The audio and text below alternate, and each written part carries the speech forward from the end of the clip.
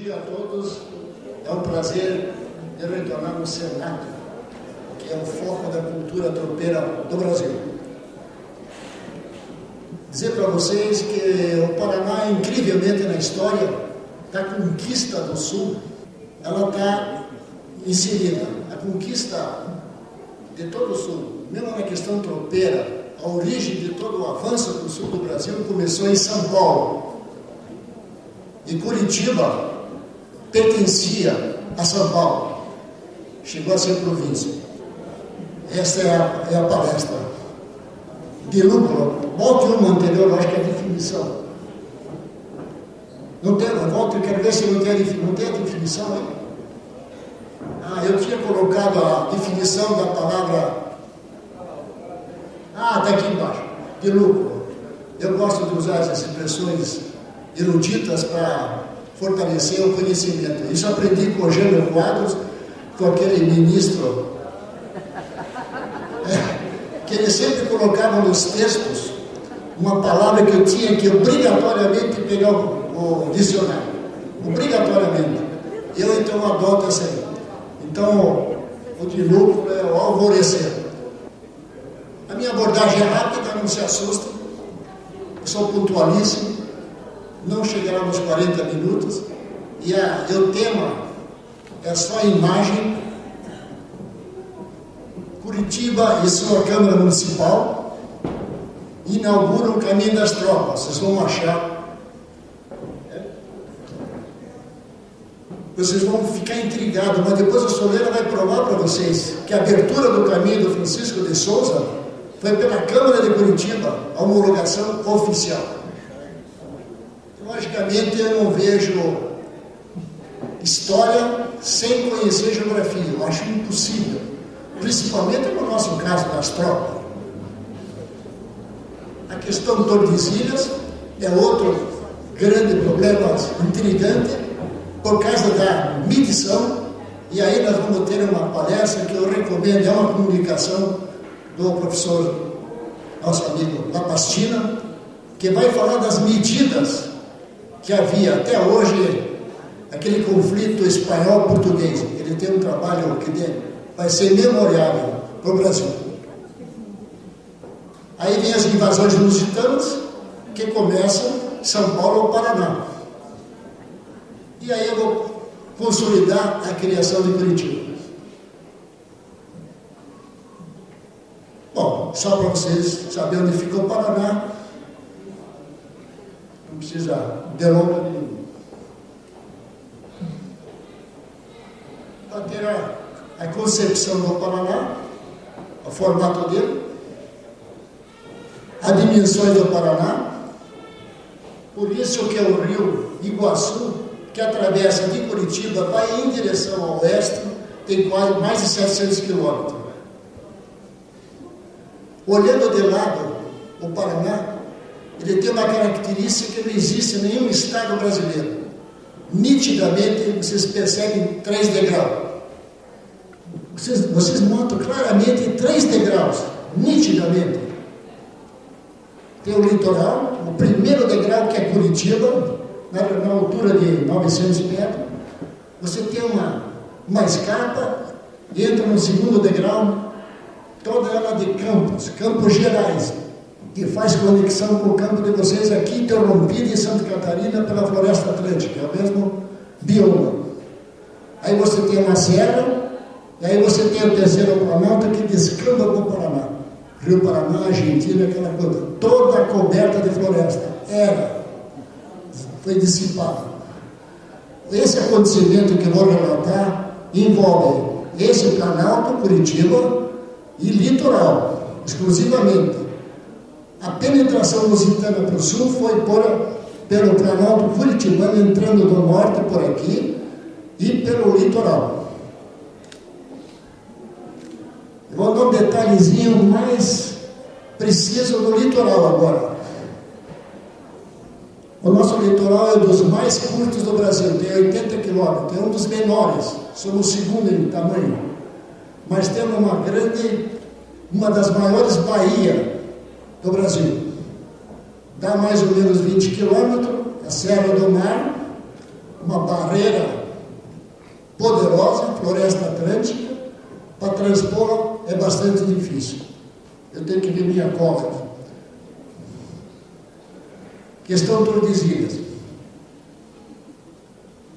Na visão portuguesa e espanhola,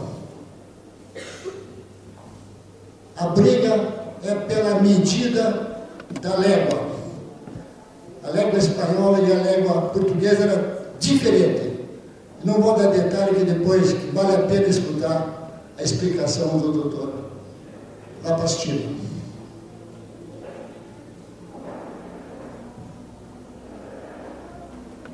Para os espanhóis, a légua era aqui, ó, na altura de Cananéia, mais ou menos. E para os portugueses, mais ou menos em Laguna.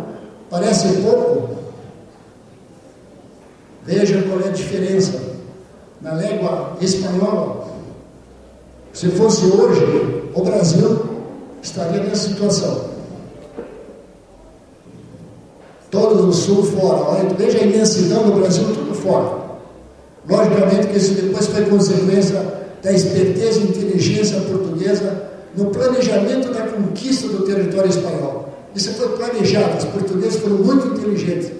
Nunca precisaram tecer armas para conquistar, só na diplomacia. Aí vocês vejam a consequência do tropeirismo, foi a conquista política do Brasil. Não é um marco referencial como um ciclo econômico, foi político também, porque o tropeiro ele conquistava espaço e sedimentava. O Bandeirantes só roubava, capturava, não assentou nada.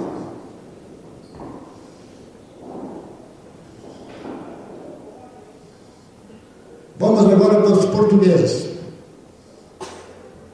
Portugal, com a descoberta oficial do Brasil em 1500, nunca deu bola para o Brasil. Por 30 anos. Ficou preocupada com a África, com a Ásia, com o Oriente, com as especiarias, e foi deixando. Até que começou a vir a crise, começou a apertar a coisa de Portugal, e ao mesmo tempo, os outros países nunca reconheceram o tal de Tordesilhas. Por que Portugal e Espanha dividiu o mundo em duas partes, os outros interlocutores, Inglaterra, França, nunca deram, não reconheceram. E aí, por isso que entravam pesado aqui no Brasil. Portugal, uma situação econômica, e com essas invasões, monta uma super esquadra com Martim Afonso em 1500 e manda limpar esse nosso território e assentar a ocupação. Martim Afonso assentou a primeira vila brasileira. Veja a configuração para onde ele foi, para São Vicente. Ele foi até Rio da Prata, depois voltou. São Vicente já existia, Cananéia já existia, já tinha núcleo, desde 1501 mais ou menos. Tinha um porte bastante grande São Vicente. E ele então deu o estado de vida. Ele não tinha poderes, mas deu o estado. São Vicente, até Iguape, mar aberto, 150 quilômetros, e tem uma particularidade nessa costa paulista paranaense. Você pode navegar depois de Iguape por dentro, não precisa sair para fora para chegar em Paranaguá.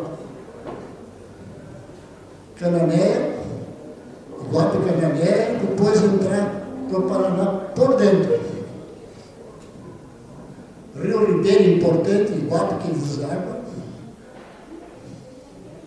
Mais um detalhe da ocupação da costa, como é que é, depois de...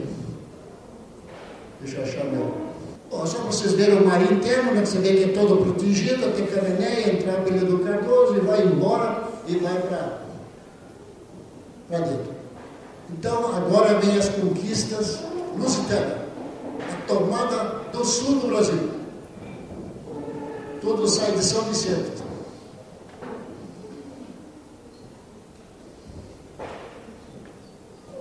Lembre-se que eu falei do rio Iguape, que é onde desemboca o rio Ribeira. O rio Ribeira nasce em Curitiba. Rio Iguaçu nasce em Curitiba.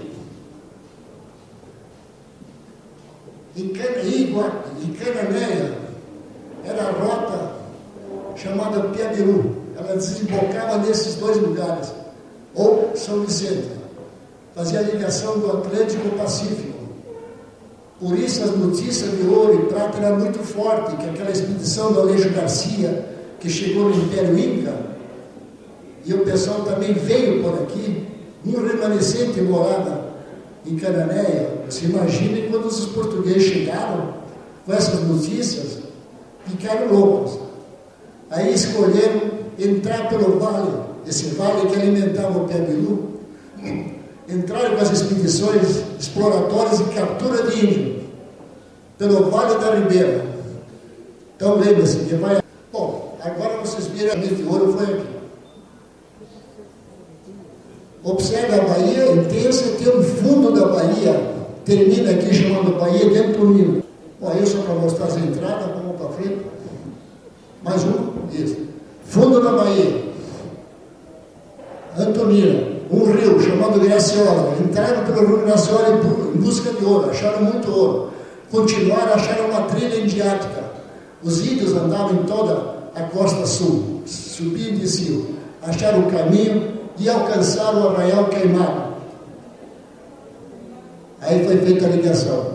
Esse caminho, chamado Graciosa, mais tarde transformou-se em trilha, mais tarde em Estrada da Graciosa.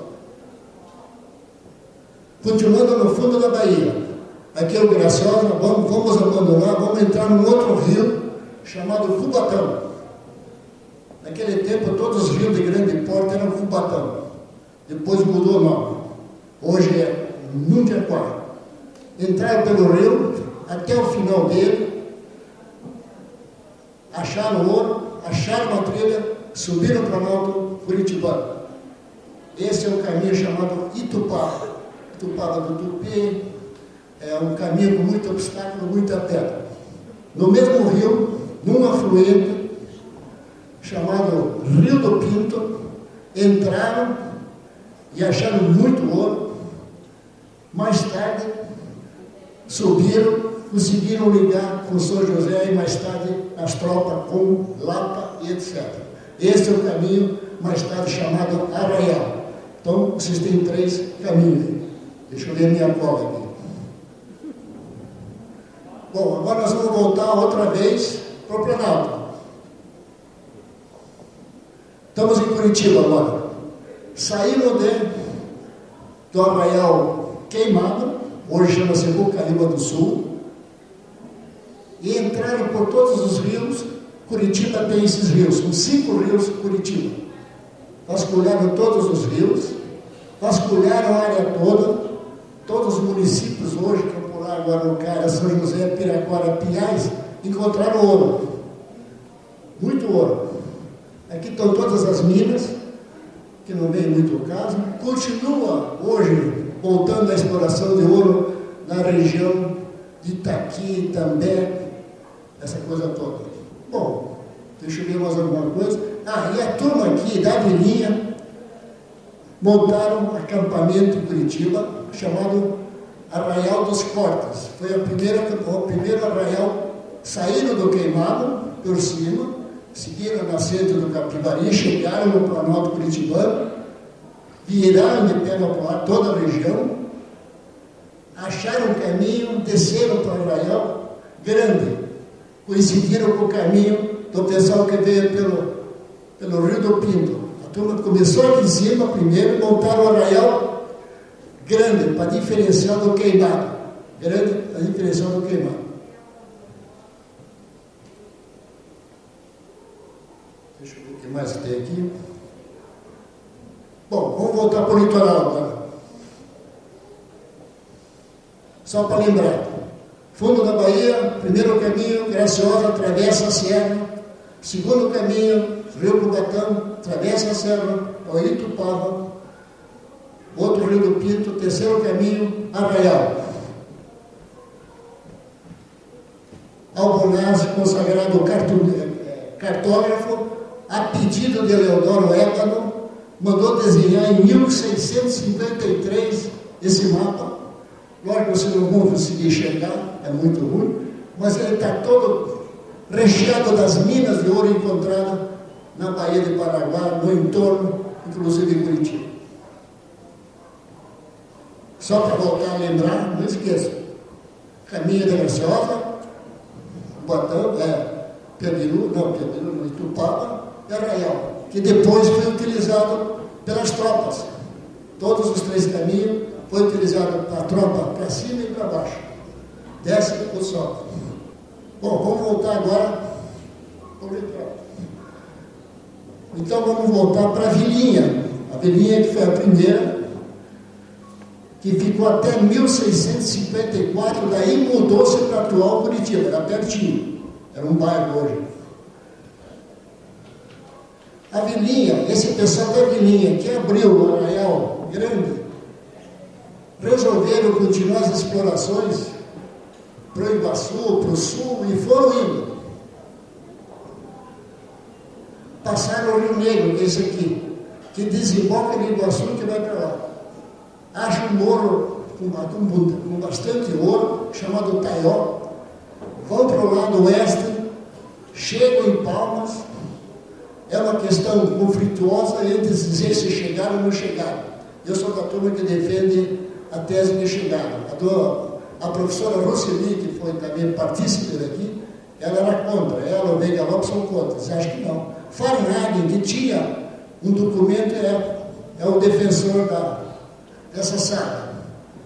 Aí eles continuaram, acampavam bastante na região de Curitibanos, por isso que Curitibano é desse acampamento da família Dias Cortes e a turma deles do Arraial Grande.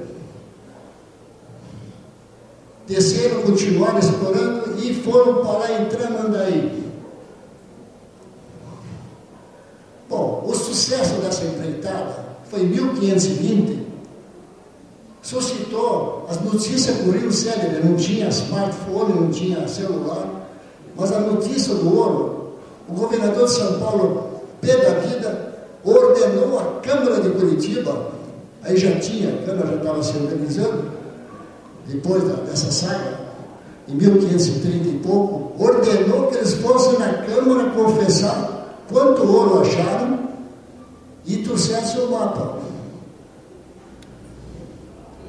E realmente, a família Zacarias Corte vai na Câmara, traz a carta. Essa carta tem nos documentos da nossos anais, eu já publiquei ipsi verbis essa carta, e eu vou projetar aqui, lógico, senão não vou conseguir ler. Deixa eu contar mais um detalhe desse avanço do Vilinha, campo, aqui tudo é campo, aqui é campo, mas tem uma barreira fortíssima, que é a Serra do Espigão. Esse foi um grande obstáculo que os cortes tinham, e a tropa até hoje também depois tiveram. Isso é uma visão mais romanceada da saga dos Dias Cortes.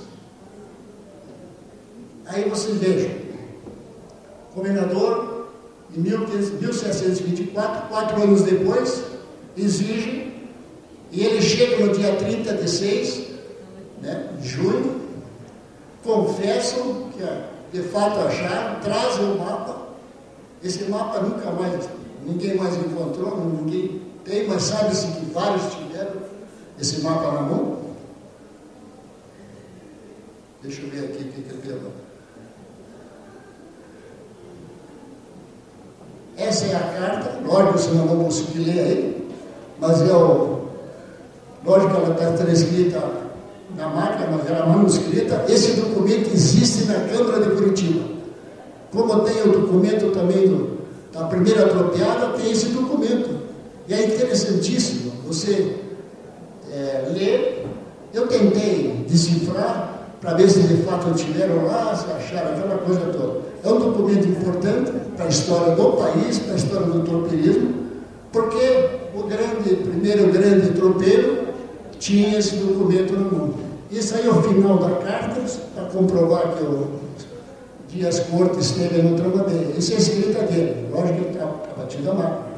a Serra de Costa do Mar, vão focinhando o rio chamado Taramandaí, a qual abaixo da laguna 40 léguas, aquela coisa toda. Até o nosso grande senatrense também, o Dr. Ruschel, andou investigando toda essa aí, confirmou, depois de um trabalho posterior, baseado nessa carta da coisa. Agora, só para montar, a montagem de Curitiba é bem rápida. A Vilinha do Porto, aquela primeira vila, que é o primeiro arraial, aí está a população, não interessa ler, nós só saber que existia. Aí depois, com a mudança da Vilinha em 1654 para Curitiba, ela foi se solidificando, a população foi crescendo, daí pediram ao governador, que era o Gabriel de Lara, o capitão Mor, para montar o Pelourinho, que é o primeiro símbolo do poder. E aí conseguiram, fizeram as eleições em 1668, aqui está a relação dos moradores que pediram o Pelourinho. E depois do Pelourinho vem a instituição da implantação da vila. Só que Gabriel de Lara era descendente espanhol e sabia que Curitiba estava no chão espanhol e ele não queria decretar a vila, ele foi enrolando. Levou muitos anos, é por isso que só em 1693 que foi homologada a criação da vila de Curitiba. Esses são os eleitores, todos, e aí finalmente ele não tinha como aguentar. Eu queria dizer que esse é um trabalho que vai bastante extenso, bastante pesado, mas vai ser publicado nos anais. Aqui é uma síntese muito ligeira, para os estudiosos depois leiam meu texto. Tanto que eu dou o nome de ensaio, porque eu encontrei mais dúvidas do que respostas. Eu acho que falta gente mais competente para elucidar essa questão.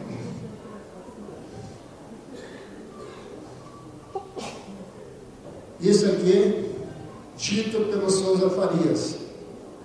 Segui viagem no Rio Moro, que pelo roteiro que eu levava do sertanista, grafia dele, julguei ser o rico e o procurado Taió. Por isso que ele demorou 2 meses nessa região, porque ele também resolveu procurar ouro. E esse povo, ele deixou a tropa ali, vamos procurar ouro.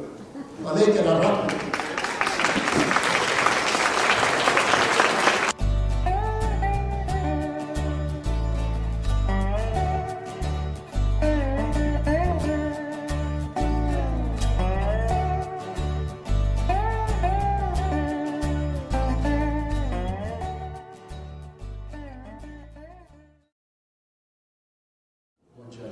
Participantes e organizadores aqui do evento,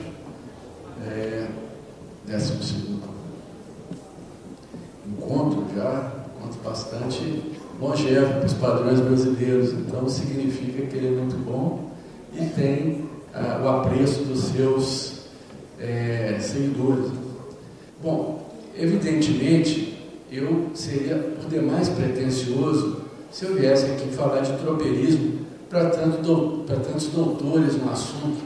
Esse não é o meu tema de foco. Está aqui o nosso decano do IFAM, o Paper, aqui, que todos conhecem, o Lapastina, que é o cara que, né, falar de tropeirismo com Lapastina, isso é brincadeira, ele vai começar a achar que eu sou um grande brincalhão.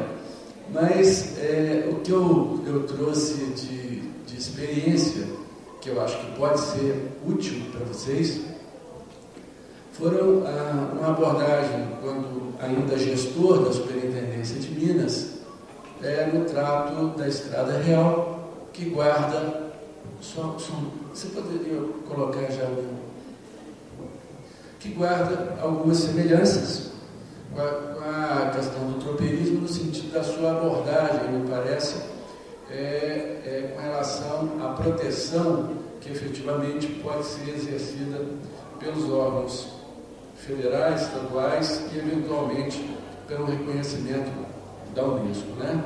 Bem, eu acho que, então, esse recorte é o recorte da visão da gestão desses bens e dizer o seguinte: Para que a gente possa entender, eu preciso fazer uma rápida explanação de onde eu trabalho, né, da abordagem que a gente está focando. Quer dizer, eu sou um funcionário de carreira do IFAM, que é o Instituto Patrimônio Histórico e Artístico Nacional.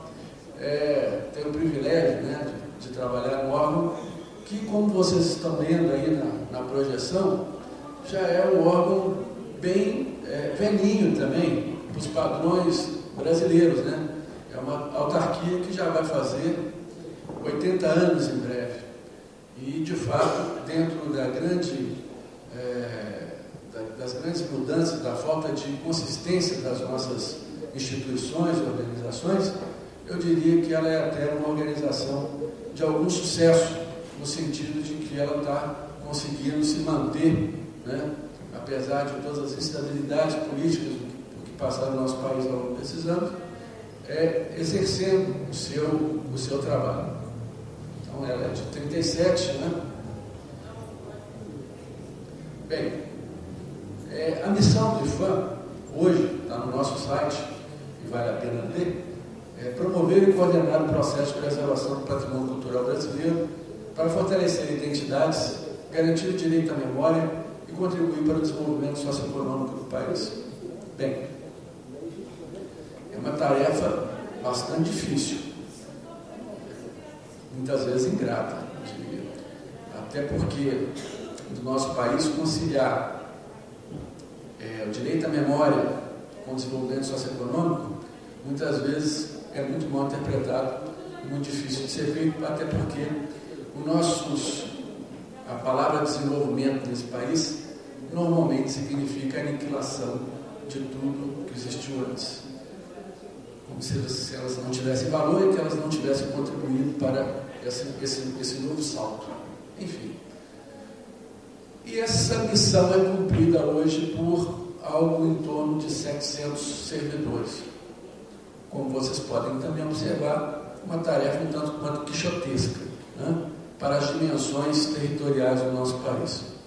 E toda vez que a gente argumenta de que o número de servidores é inadequado, nós damos de cara com uma imprensa que é incapaz de entender que não se trata de definir se um Estado deve ser máximo ou mínimo, ele deve ser adequado ao atendimento das demandas da sua população.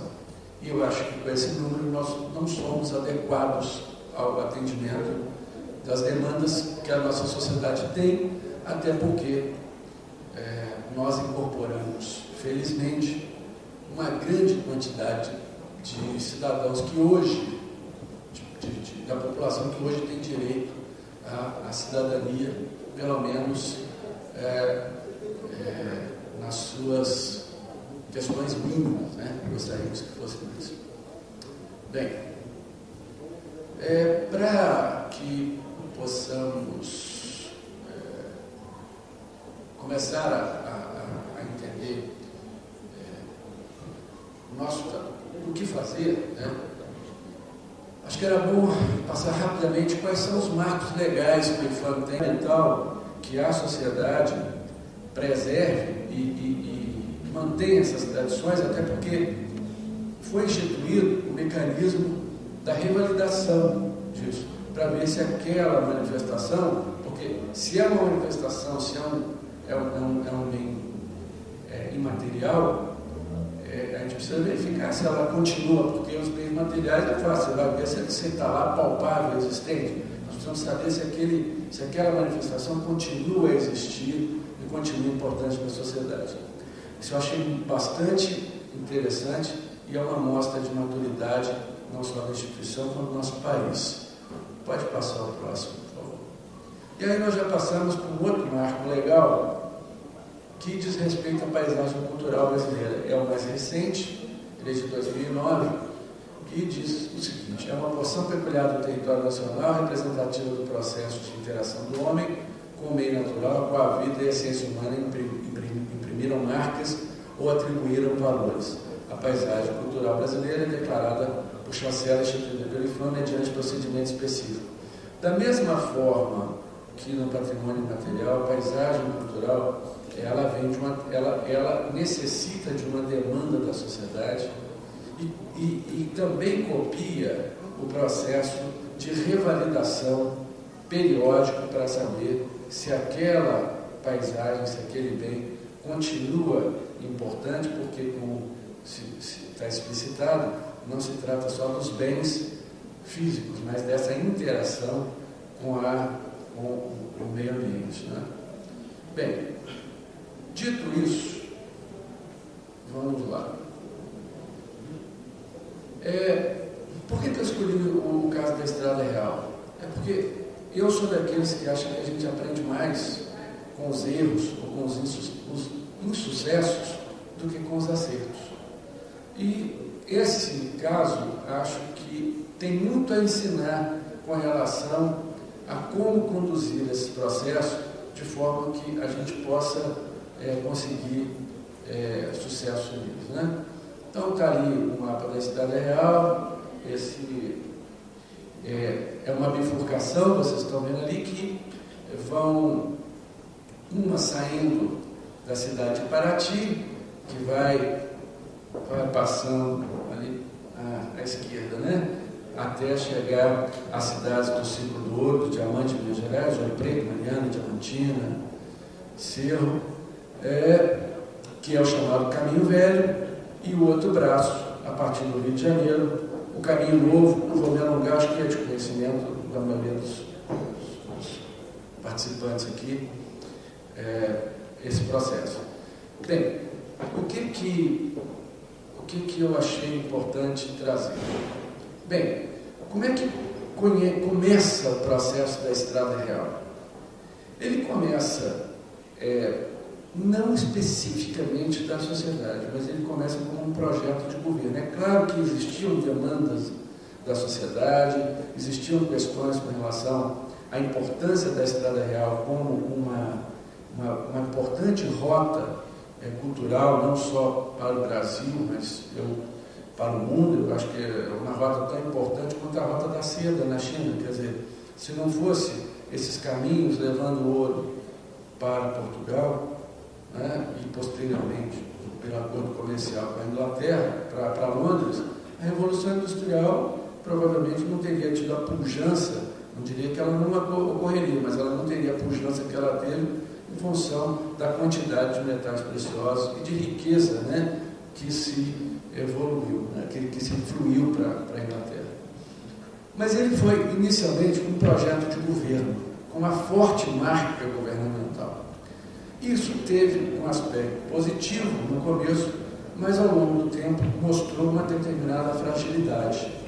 Bem, por ser um projeto muito ligado ao governo, ele teve também uma intenção empresarial que dava ao projeto um cunho acentuadamente turístico, né? E turístico e comercial, de explorar essa marca, esses caminhos, etc. Tanto é que foi criado, depois do Instituto Estrada Real, que era vinculado à FIENG, que é a Federação das Indústrias de Minas Gerais. Ou seja, havia um braço empresarial muito interessado nessa questão, e que, se de algum lado tinha um viés cultural, eu, pelo meu feeling, achava que ele tinha um viés muito mais comercial do que cultural, né? Bem, disso decorreu que, quando se começou a perceber que o projeto se esgotava se ele ficasse só dentro desse foco, e os órgãos de preservação foram acionados com o intuito de acompanhar esse processo, ficou de saída muito óbvio que havia uma carência de dados científicos imensa acompanhando esse processo. Ele carecia, todo mundo sabia da importância, mas ela não estava efetivamente documentada, ela não estava cientificamente embasada para dar esse norte e essa consistência que o projeto precisava para avançar.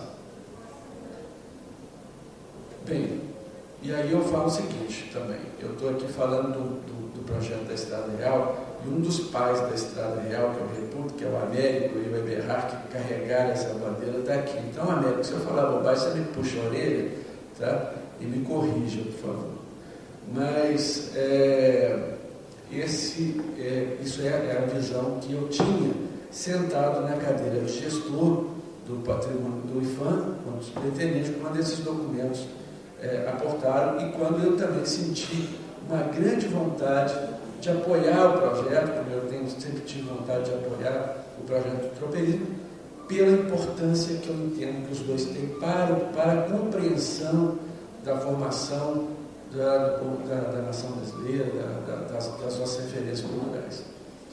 Bem, como eu também acho que a rede ferroviária, que a memória ferroviária também tem, acho que nós tivemos dois grandes, nós tivemos cidades criadas pelos bandeirantes, depois tivemos as cidades criadas pelos tropeiristas, e depois tivemos as cidades criadas pelas ferrovias.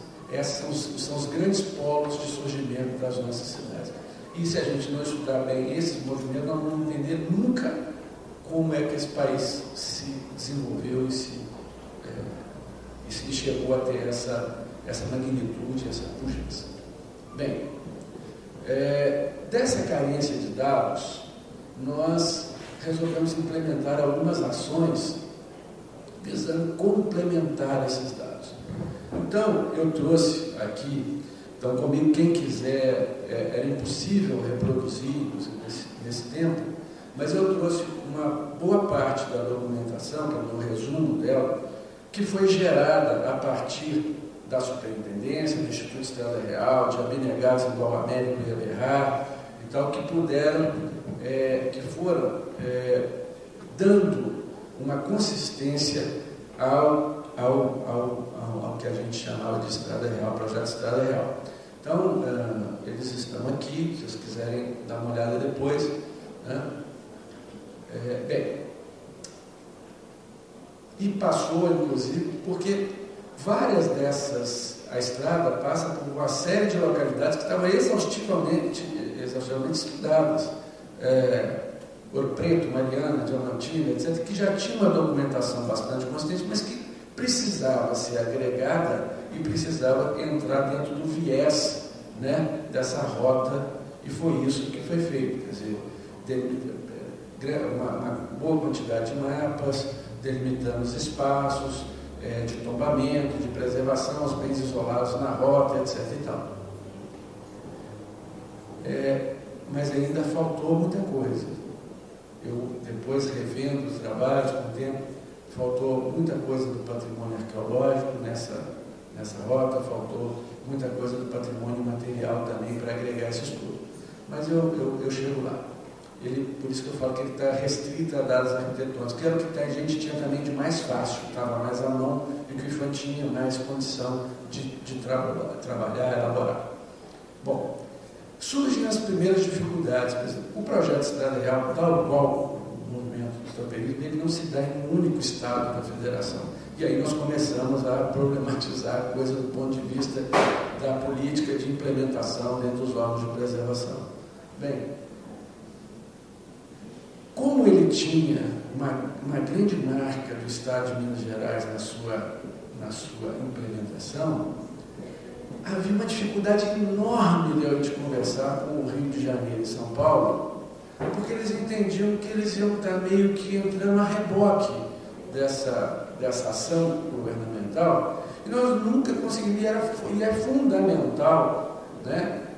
Por exemplo, para o primeiro reconhecimento, o reconhecimento dessa rota como um valor nacional, é fundamental que as superintendências, e não só a superintendência do IPHAN, mas o governo do Estado do Rio, o governo do Estado de São Paulo, estejam estivessem juntos nessa empreitada. Isso foi muito difícil. Nós começamos indo nos órgãos estaduais, né? Nós fizemos um seminário em Diamantina sobre as rotas históricas, envolvendo outros estados, mas que tinha um viés bastante focado em agregar o Rio de Janeiro e São Paulo nesse projeto, e a coisa era sempre muito fluida, a gente não conseguia fazer esse projeto avançar do ponto de vista político, que é muito importante, né? Nós depois fizemos uma ação com o envio de uma carta do governador, que assinou, eu assinei com o superintendente, outros organismos assinaram, dando apoio, que foi endereçado ao IPHAN para que esse processo tivesse continuidade. E continuamos patinando. E aí surgiu a ideia da gente, inclusive, pensar nessa proteção envolvendo Portugal. Porque, na verdade, a Estrada Real não começa no Rio de Janeiro e termina em Diamantino, né? Ela termina em Lisboa, como querem alguns, ela termina em Londres. Então, assim, era uma proposta da gente iniciar algumas conversas, até dizendo, olha, esse vai ser o primeiro ato de proteção que tem o Atlântico como intermediário, como barreira, né? Mas é uma ideia que poderia até ser trabalhada, mas a gente não conseguia. Aí veio o caso de Paraty, que dentro, porque é importante dizer o seguinte, quando a gente está trabalhando na questão da proteção de determinados bens, é evidente, seria muita ingenuidade a gente não pensar que tem uma geopolítica envolvida nisso ali, né? Você tem interesses de vários estados, por exemplo. Enquanto eu estava trabalhando na questão da Estrada Real, tentando ter essa unidade, nós conseguimos o tombamento do conjunto arquitetônico de Laranjeiras, em Sergipe, que começou muito depois e conseguiu lograr êxito por uma pressão forte do governador do estado. Então, é claro que essas injunções políticas fazem efeito e tem uma razão de ser, tem a sua necessidade, né? E tem sua importância.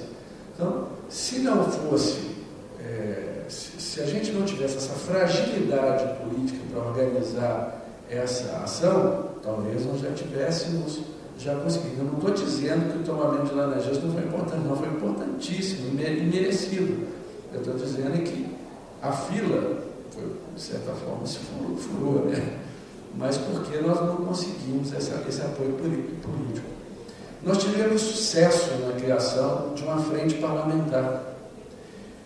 E eu parabenizei o Soler pela iniciativa de fazer essa frente parlamentar que ele vem lutando, porque é fundamental que essa ação política aconteça se a gente quer, de fato, conseguir lograr êxito, primeiro no reconhecimento nacional e, posteriormente, no reconhecimento pela Unesco. Isso é condição sine qua non para o sucesso. Todos os estados que conseguiram tiveram esse apoio político. Então, essa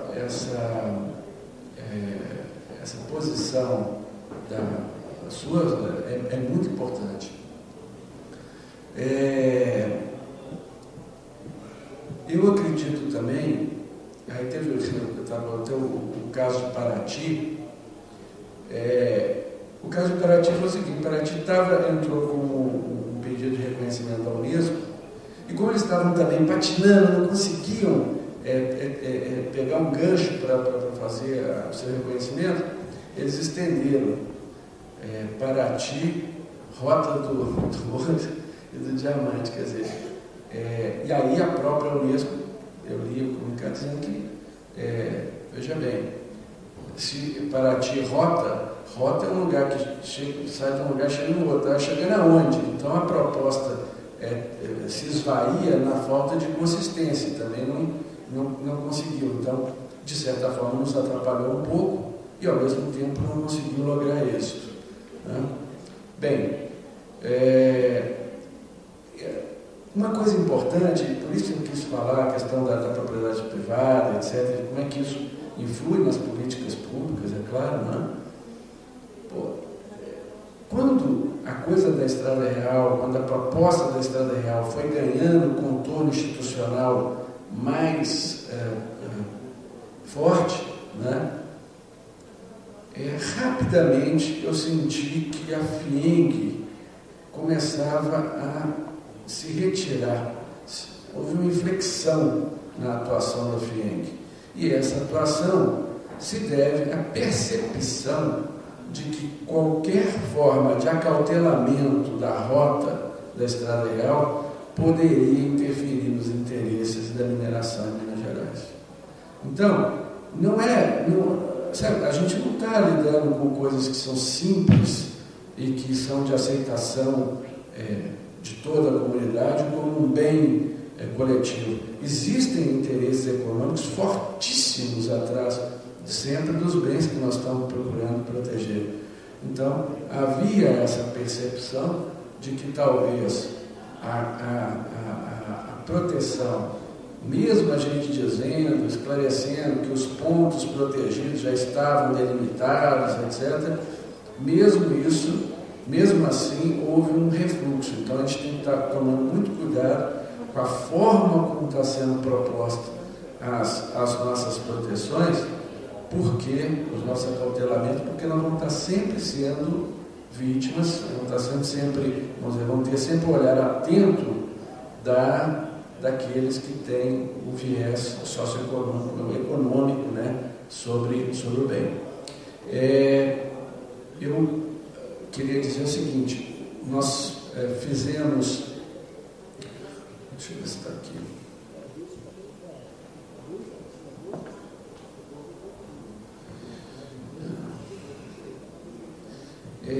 Eu só queria rapidamente comentar que, além dos trabalhos de reforço do IPHAN com relação à documentação do existente, com relação aos bens arquitetônicos, foi feito e entregue para o IPHAN um inventário de conhecimentos remanescentes da Estrada Real, muito bem feito, né? Tinha conjuntos urbanos, paisagistas, história e propriedades protegidas, acervos culturais e trechos de caminhos coloniais preservados ao longo dos caminhos. Um trabalho que o Américo coordenou, não sei se ele vai mostrar aqui amanhã, seria legal, é a cartografia histórica da Estrada Real, um trabalho espetacular, com mapas georreferenciados dos caminhos da Estrada Real.